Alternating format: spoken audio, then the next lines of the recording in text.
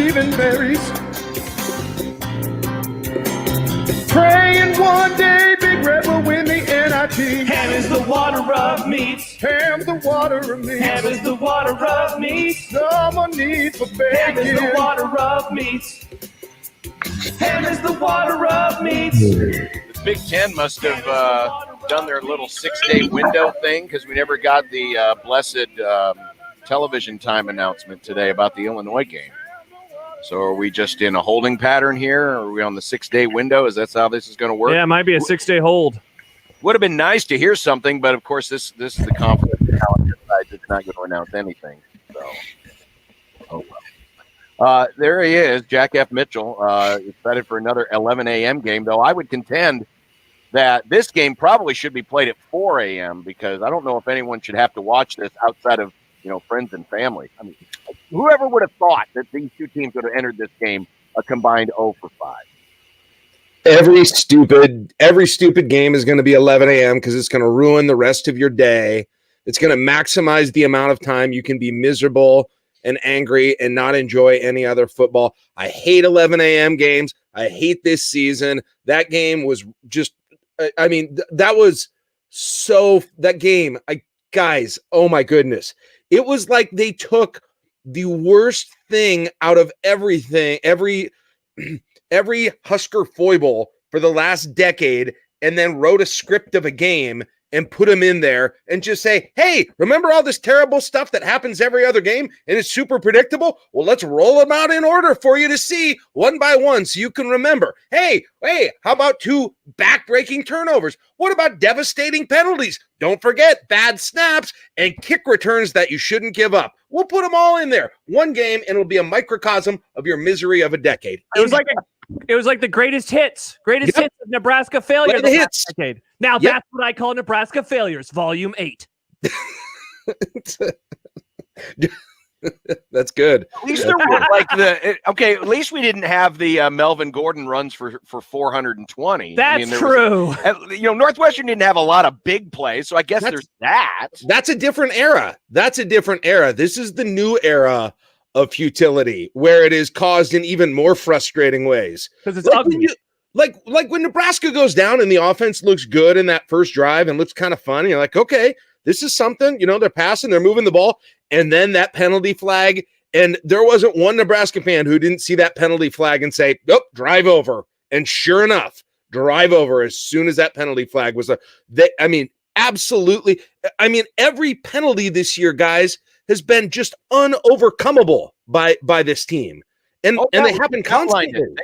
They have not had an offensive drive yet that has had a penalty where the team even got a first down after that penalty. It's amazing. As soon as that flag goes down, you're like, well, that's it. Maybe next drive. Punt. Jack, I'm curious because we heard it on Overreaction, and certainly my Twitter timeline, and I imagine yours this weekend and the columns. It feels very big picture-y after this loss. I'm wondering if that's where your mind went to. Did you allow yourself to think, like, what does this mean for the program moving forward? What in the world's going on in year 3? Or are you more focused kind of right in on how the hell did this game just unfold the way it did, and what does it mean for the rest of the season? I'm tired of thinking big picture. We've thought, we think big picture constantly, and then we have these big sweeping ideas or coach firings or changes to make the new thing happen, and it never does. Like it doesn't. So Josh, I'm exhausted of the big picture conversation. I really am. What is there to say anymore? Like, listen, we are not going through another coach firing discussion by any means. And I have no desire to, but I don't know. I have no answers at all other than that. I am so tired of that. And I feel for a fan base. Honestly, I tweeted this the other day. There cannot be a fan base in America that has gotten a worse return on their investment of passion and fandom and interest and dollars than the Nebraska fan base over the course of the last decade. It has been an absolute losing bet, and it feels like it's renewed every Saturday. And I am just at an absolute level of frustration, and I think I'm not the only one. Do you wish you could check out? Because I heard multiple times this weekend from like diehard fans that are like, man, I wish that I just wasn't invested, or I wish that I could talk myself into not wanting to watch them on Saturday. And I've heard like there's apathy, and then there's just I wish I didn't feel like I was obligated to watch. Do you feel that way right now? A little bit, yeah. I mean, if we're gonna do we're gonna do this all over on Saturday again, 11 o'clock. Incredibly disappointing loss at 11 o'clock, and then we talk about it the whole day. Yeah, I've got no desire to go through that over and over and over again. But I will. But yeah, there's a part of me that feels that way. So you just rather the game be canceled? So the Big Ten should have stuck with being canceled, is what you're saying. Man, I'll tell you what. By the way, at the rate it's going now in the country, who knows what's going to happen by Saturday? Oh, here we go. You were the one saying that crap last week, John, and I guaranteed a Nebraska Northwestern game would be played. Guaranteed. Oh, good for you. You guaranteed a loser. Oops. Nice job. My bad, guys. Nice job. Well, one of Really the teams won. Guys, just real quick. And that's how I mean, did you have any illusion in your mind that down by 8 points with McCaffrey in, that they even almost got it down there, but I was like, even if they get it down, they have no shot of making the 2-point conversion. Like I did not. I've been. It would have been outside the 20, because if it's a red zone play, there's no chance. It was. I mean, I'm tweeting about the loss already. While Northwestern is punting at that point, and that's where it's gotten. And it's pretty clear to me. I don't remember which of you guys was. I'm sorry, which of you? I listened to Big Red Overreaction. Josh, was it you a little bit? And you were talking, I believe, were you doing it with Gary this week? Yeah. I listen to a lot of radio. Sorry. Gary was talking about body language, and the little bit that I listened to, and I was nodding in my car when I drove to the hardware store after the game, sadly, when Gary was talking about that. You look on, whether it's Frost, Frost looks like he's in the same place that I am during these games. Here we go again. Right? I hate to do this, but compare it with Pat Fitzgerald. Okay, so that lends me back to the whole question about the penalties, and anytime a penalty happens, it's a drive killer. That's the kind of stuff that's on coaching. First of all, you shouldn't be getting false start penalties anyway in an empty stadium with no crowd noise. With seniors down. With seniors doing it on the first drive and sometimes on the first play of the series. Why are these things still happening? Because that can't be a coaching issue. Or I'm sorry, that can't be just a player issue. That's got to be reflected back on coaching. I have no earthly idea why false starts can be that much of a problem. Holding's a little bit different. All of the penalties are a little bit different, but I have no explanation on first down coming out of a change of possession with no fans in the stadium. How that can happen. I wish I had an explanation, John, but I don't, other than it just feels like it's cursed to happen at this point. That's just the way that it goes constantly. And then when it does happen, you begin the cycle. Oh man, there it went. Now we got 1st and 15. And now this drive is, if you get off schedule, this offense just is unable to handle it. They just are.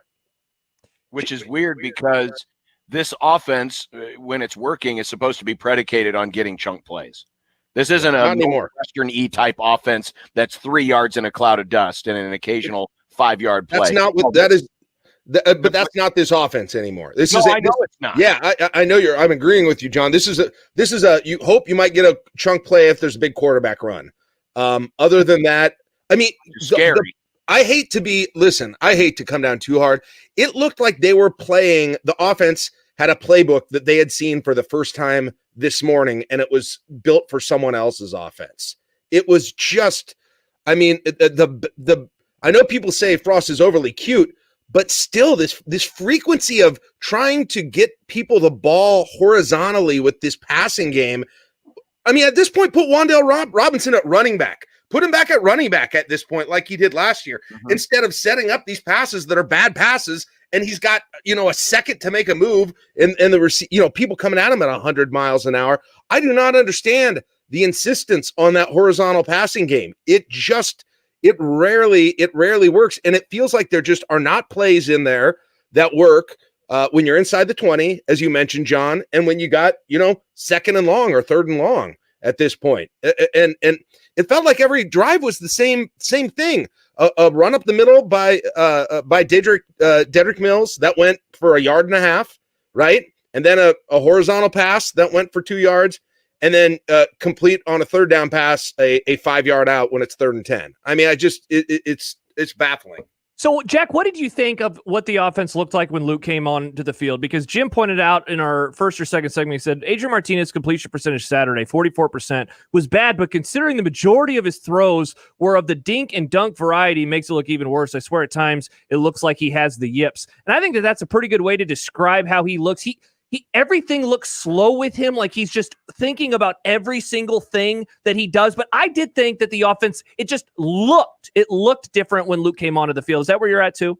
Yeah, it looks different. I mean, I think something's I don't know. I'm not a quarterback guru, but it feels like something is still mechanically off with Adrian Martinez and the way that he throws. He did it again with a couple of those passes. Should be the easiest pass possible on those swing passes, and he overthrows it. Last year, it was just a huge problem. And so, yeah, things seem like they move faster when Luke's in. But on the other hand, you get Luke in there, and I don't know what kind of a passer he is. I haven't seen enough of him passing to really have formed a real great opinion on how Luke McCaffrey is going to pass. But guys, let's be honest. This is going to be the Taylor Martinez offense with Luke McCaffrey at this point. That's what it's going to look like. And maybe that's the best chance, right? Maybe that's the best chance. We're going to do quarterback run.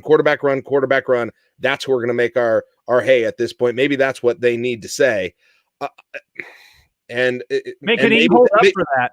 What? Can his body hold up for that? Yeah, I don't know. That's a great question too. I mean, that's what this is going to be. It is going. Don't get it wrong. When you see it, that's what they were doing with Adrian. You get McCaffrey in there, and he's even more of a threat to do that. It is going to be quarterback run like crazy. Martinez is your leading rusher through 2 games. Yeah. It's not really that close, right? And so put McCaffrey in that role. And I mean, yeah. No, I understand the frustration because you can live if your quarterback is your best runner. Where you really run into a problem is if your 2 best runners are both quarterbacks. And then your third best runner might be a wide receiver, like Jack just said a few minutes ago. That you can't get the ball to. Yeah. Or you don't. I'm almost at the point, instead of the swing passes, let's go back to pitch plays. You can still get guys to the outside. Line up Wandale in the eye and pitch it to him, and try to hit the corner there instead of throwing swing passes, because the timing on those plays are all about timing. It's all about timing, because if that thing is off just a little bit, you're asking wide receivers to hold blocks a lot longer, and if they do, the chances are they're going to be called for holding, or they're just not going to be able to hold the block, and the play's going to get blown up to smithereens. The timing on those plays is so off right now that it's turned into the jet sweep from 2015, was it? Oh, yeah. It's where they'd run that damn jet sweep, and the jet sweep was never good. This is the swing pass is now the new jet sweep of this offense. It's the play where if you call it, you're condemning yourself to hell. I would love for you, John, I know you like to take the deep dives. I would love for you to go through and do an analysis of swing passes or horizontal passes of any sort, and see how many times they've been thrown, when it's worked, if it's worked, who it's been to, because it's like I scream at the television now. I just don't want to see it. And guys, there's all of this talk is so much, well, they don't have receivers to be downfield threats. Okay, they've got receivers with arms and legs, right? I mean, what are they? I mean, are they that unable to catch a ball downfield? That is just that seems odd to me, that they are that concerned about quality of receiver that you almost never throw it to a receiver down the field, and it's tight end. I mean, am I the only one who just thinks that is crazy for eschewing a whole big portion of your playbook? No, I don't, and it seems. I mean, it's definitely frustrating because it seems like the young guys they do have arms and legs and they can get down the field, but we saw them late, and Fleming, I thought he looked pretty solid on Saturday. So, we see some guys, and Xavier Betts came in, but one target right for Omar Manning on a pass that was broken up, and he was, theoretically the crown jewel. It's just weird that it's like year 3 and they don't have skill players that are good. There's all kinds of Big Ten teams who have crappy receivers and they throw to them all the time. Well, the difference is it seems like I don't know if it's just me. It seems like every Big Ten receiver has at least a stud where it's like, oh my God, what are we going to do with this guy? And yet Nebraska can't find that one player. I guess. They can't find that one stud who's just like go up. Watching the Clemson Notre Dame game was just so sobering because on both sides, not just Clemson, but on both teams, it's like, I would watch it play and it's like Nebraska's not making that play. Nebraska doesn't have a player that can make that catch. Nebraska's not going to be able to throw. It's just it was like watching two different games. I thought about that watching all the rest of the games that I did the rest of that Saturday. At Georgia, Florida on, and it's like it truly is a completely different game in that conference. Hell, man, go back, Jack. Last summer, you and I, when we were doing our pod, we went and rewatched the Ohio State game from 2018. Go watch that game. And that looks like an entirely different Nebraska offense. That, I know Sam McEwen asked a question today about like the offense having swagger and confidence. I don't remember the exact phrasing of it, but that version of them had that, and they don't. And they didn't have that last year, and they don't have it again this year. I mean, or even go back to last year. I mean, you remember Wan'Dale Robinson against Illinois last year? Yeah. I mean, he looked. I remember saying this guy is going to be incredible next year. He is. You watched him at the end of last year. He's going to be incredible. I've forgotten he's on the team, and I don't know if that's a failure. They've tried to get him the ball on those swing passes, but I don't know. And there's times I looked at this roster, guys, on the offense, and I've said this is crazy because it looks like they've got more options to be scoring threats than you've ever had, than you've had in a long time here. But I've been proven completely wrong with that take so far. Well, I hate to change the subject to another sore subject for you, but it was obviously a very difficult weekend having to deal with the election and the results therein. Are we starting a trend where now every election is just going to immediately okay, we're not even going to tell you what the results are because this thing's going to go to court and we're just going to have to decide it there? Yeah, I mean, we're trending that way, I would say. Who knows? Maybe you're gonna have one of these deals where it's enough of a blowout that's not an issue. But yeah, this is setting a precedent where there's going to be more distrust in the system. There's going to be more distrust in the precautions that are in place in different states, and that will, I think, result, in more people doubting the results of elections, and probably end up in court proceedings after a whole lot of it. And that happens a lot anyway in local elections and those sorts of things. But yeah, I don't think I certainly don't think what's happened over the last 2 weeks has done any great favors for the American perception of stability of its own election process, for better or worse. Jack, along the lines of not sports right now, I'm curious as to where you are kind of at with everything regarding COVID, because like there has been both good news, the news this morning with the vaccine and the potential, vaccine that we could get as early as March next year. And then of course the bad in terms of, what was it yesterday where I saw the number was tweeted out for Lancaster County. And I saw somebody else add like, wow, this number would have been a bad week. I don't remember what month it was. And that was for one day. And then of course, all the sports news that is coming in today, it seems like we're going to have a lot of cancellations. Where are you at, I guess, with everything, the good and the bad there? I don't know. Like I've got a mom who is widowed and in her upper 60s, and she's looking ahead at this winter, and she says, I'm not going to do anything here this winter, and she's dreading it, and it just seems so dark. And I'm sure there are people out there saying, well, look, the vast majority of people aren't going to be sick by this. You got to live that way, but you got to realize there's tons of people like her who rightfully have some concerns about it right now. And I was just talking to her, and like we just found out with the new state DHM that she's not going to be able to go to any of my son's high school basketball games this year as it stands right now. And she was like, that was the one thing that I had that I was looking forward to this winter, because I'm just not going to be doing a whole lot socially. We're talking, I don't know about you guys, but we're talking with extended families. Like, what do we even do for Thanksgiving and for Christmas at some point? And so even outside of the hospital issues and the health issues, we've talked about this taking a toll on people mentally and with anxiety and everything that goes along with this. It's just, man, I'm feeling it. And it feels like this winter is going to take it. You combine the holidays, you combine bad weather, cold, crummy weather. I get like that in winter anyway, in January and February.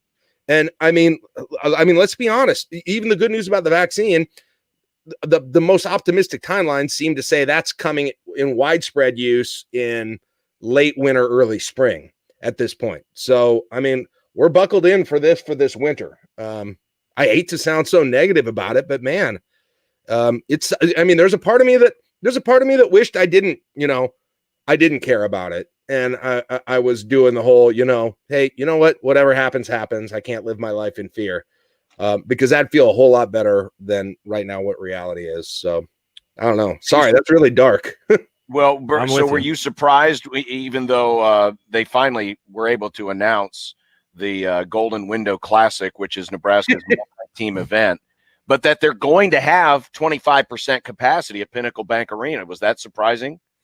A little bit, I guess, a little bit in light of everything that's happened the last few days, but I'm going to guess they got that okayed prior with the health department, and nothing that is in the existing DHMs prevents that. That is according to everything they said. And like I've said to you guys a whole bunch of times on this show when we talked about Nebraska football, I don't think the health department is against sporting events or gatherings at sporting events. There's still high school football going on. The state has now reduced, high school basketball and winter sports and how many can go with them. But the local health department seems very convinced that the majority of the spread is happening in private gatherings with multiple people, without masks, I guess, and that sort of a situation, and not nearly as much. This is what they believe. At organized events with precautions at your football games, at your churches, at your schools, at LPS, at that kind of thing. So I'm not totally surprised just because they're following the rules that are out there. I'm surprised that it's happening, frankly. I'm more surprised that the Big Ten allowed it to happen, if I'm being honest. Well, it's happening. So in 2 weeks. Cross your fingers. Yeah, 2 weeks from Wednesday will be the date. LSU, St. Louis, Northern Iowa, Western Kentucky, San Francisco, Nevada, Illinois State. Those are the teams that are there. By the way, apparently there's also going to be games at Devaney, but there will not be fans at Devaney. So that breaks my heart, John. Do you know how bad I would like they would just do one throwback game at Devaney for Husker fans to go there and maybe get it to snow about 6 inches and be 30 below. Listen, everyone at the Ag Hall. My dad would find some illegal parking spot by the Ag Hall. I'd be ready to, die on the way out from the game. It was so cold. Those stairs by the Game and Parks little area, the fairground, how those things were approved by any safety authority that were out there, I have no idea. I guarantee someone broke a leg on those every week, covered with ice. Listen, if this means that they actually get a real basketball floor for Devaney and we don't have the stupid multi-use floor that they use for the state tournaments, then I'm for this. But I can't imagine there's going to be any college teams. If they had to play on the same floor the high school kids have to play on with all the volleyball lines and crossing and stuff, the mass confusion. From three. Wait, never mind. That's not the 3-point line. My bad. Get a big one. Perfect chance to get old school Herbie on the floor like it should be, right there in the middle. At the Devaney Center. Hell yeah. Good take. But will he have a mask on? Ooh, that'd be fun.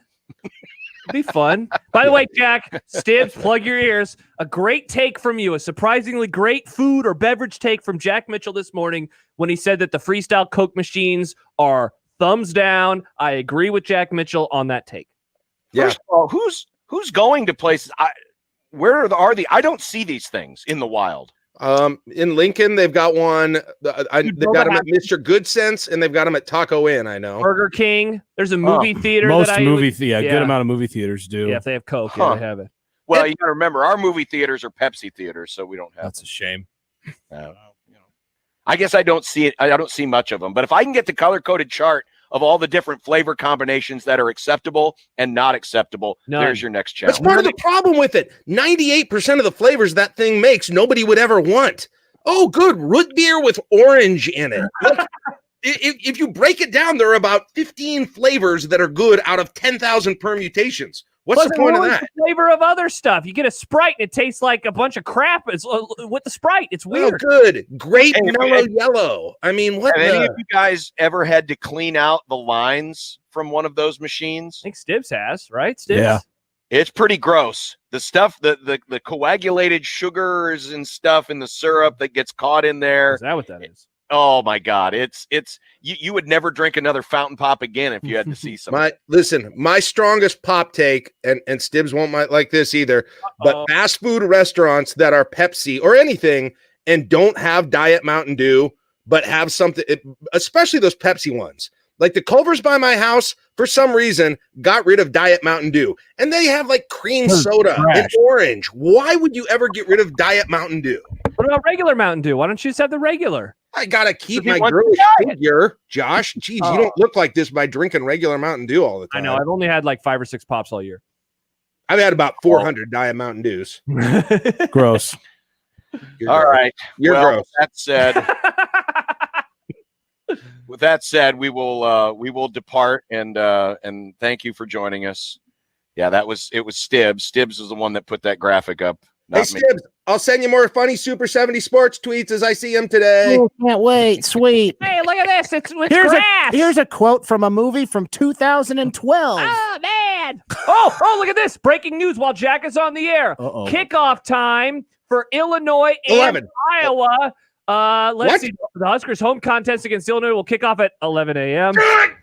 And the annual Black Friday matchup will be televised by Fox with kickoff set for noon. Noon Central. They're not going to have, there's not going to be a game all day that actually does not kick off in basically the morning. This is insane. This is so dumb. Isn't there a rule against that? No. There's got to be a Big Ten. Oh my God. That's what happens when your football team is bad. They play at noon and 11 a.m. every week.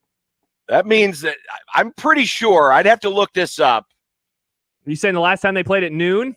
Well, no, not noon. 1 but p.m.? I can't think in my memory of any time where Nebraska has had 4 consecutive games kick off at 11 a.m. Oh, you know what else I just figured out? If it's at noon, I got to work for an hour on Friday morning. Ah, wonderful. Oh, the Iowa game. Yeah. There's another assignment. By the way, Jed says he's taking up the task of trying to figure out the swing pass statistic. Great. Let me know, Jed. I'm sure I'll be totally wrong, and they all worked great. I will have to look back though, because I think now that Illinois is locked in, I don't believe Nebraska's ever had 4 games kick off at 11 a.m. in a row. I hate 11 a.m. kicks. I hate them. Hate them. Sorry, Jack. Here we go.